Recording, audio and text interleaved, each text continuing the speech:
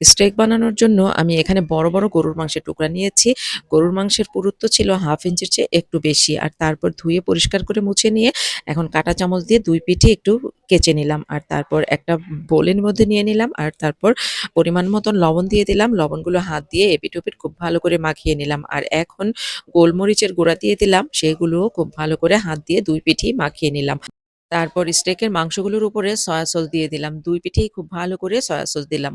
আর তারপরে এভাবে করে দিয়ে আমি ৬ ঘন্টার জন্য রেখে দেব। আপনাদের হাতে সময় না থাকলে আপনারা সাথে, সাথেই ভেজে নিতে পারেন। ৬ ঘন্টা পর আমি এখন এগুলো ভাজার জন্য চুলায় একটা ফ্রাই প্যান দিয়ে দিলাম। তার মধ্যে পর্যাপ্ত পরিমাণে তেল দিয়ে মাংসগুলো দিয়ে দিলাম। আর তারপর এভাবে পেঁয়াজ দিয়ে দিলাম ফালি করে। আর মাংসের টুকরোগুলোর উপরে বাটার দিয়ে দিলাম। আর ৪ মিনিট পর স্টেকগুলো উল্টে দিলাম।